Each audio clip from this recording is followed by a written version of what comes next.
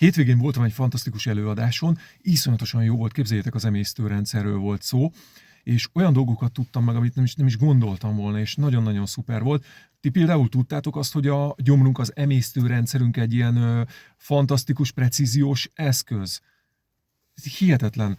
Azt se tudtam például, hogy evés előtt fél órával kell inni, és evés közben nem iszunk, és amikor ettünk, utána újabb fél órát ki kell hagyni, hiszen a gyomornak fel kell dolgozni a dolgokat. Másik dolog, ugye rohanó életben élünk, én is sajnos így voltam, de most nagyon figyelek erre a dologra is, hogy rohansz és darálod a dolgokat, és mit csinálsz? Nem rágod meg az ételt. Fogod, nyeled, mint kacsa a nókedlit, mert hogy gyorsan rohanni kell ide, gyorsan rohanni kell oda, hiába van 30 perc ebédszüneted, nem tudod kihasználni, és most arra mentem rá, hogy nagyon-nagyon-nagyon alaposan megrágom jól az ételt, és ez azért jó, mert ugye ahogy összerágod az ételt, a nyállal keveredik, és könnyebben lekerül a gyomorba, és egyszerűbben tud emésztődni. Hiszen a gyomrod is ugye szenved ezáltal, hogy ugye egyben nyeled le a cuccot, nem tud megemésztődni.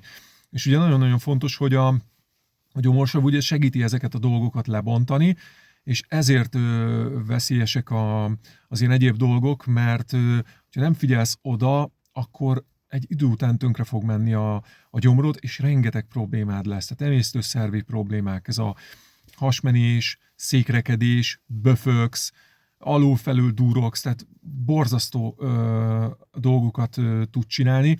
Úgyhogy nagyon-nagyon érdemes erre odafigyelnetek, ezt azért is osztom meg veletek, mert nagyon-nagyon sok ember nem figyel oda erre, nem figyel a jelekre, pedig ugye maga a gyomrunk, az emésztőrendszerünk az jelez mindenki számára, hogy ho-ho, figyelj oda, már baj van, és én is sajnos későn vettem észre, de hál' Istennek most már tudatosabban odafigyelek ezekre a dolgokra, és én úgy indítom minden reggelemet, képzeljétek el, hogy én fél liter vizet iszok meg, most annyi plusz csináltam, hogy nekem egy barátom mondta, amilyen nagyon hálás vagyok, hogy Tájföldön volt kint, és a tájföldiek azok azt csinálják, hogy belecsavarnak egy fél citromot langyos vízbe. Tehát én minden reggel, mikor fölkelek, én reggel 5-kor kelek hajnalba, akkor azt csinálom, hogy a vízforralóba beleteszem a fél liter vizemet, kicsit felpattintom, ahogy hallom, hogy elkezd sziszegni, gyorsan lekapcsolom, hogy ne legyen tűzforró, fogom, kicsavarom a citromlevét, és beletöltöm, és megiszom.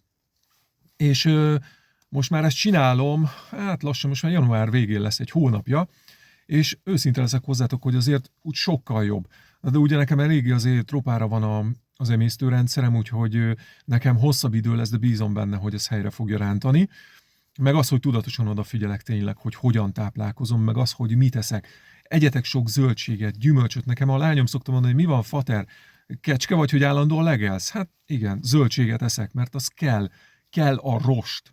Tehát nem lehet rost nélkül létezni, mert különböző problémákat fog okozni. Egyéb sok gyümölcsöt, zöldséget, és egyéb más olyan dolgot, aminek magas a rost tartalma. Úgyhogy ennyit akartam veletek megosztani. Ha tetszett a videó, vagy érdekes volt számotokra, akkor mentsétek le, dobjatok rá egy lájkot, vagy küldjetek egy olyan embernek, akinek szintén hasznosak lehetnek ezek az információk, vagy hasonló problémával küszködik. Csodás napot kívánok nektek, sziasztok!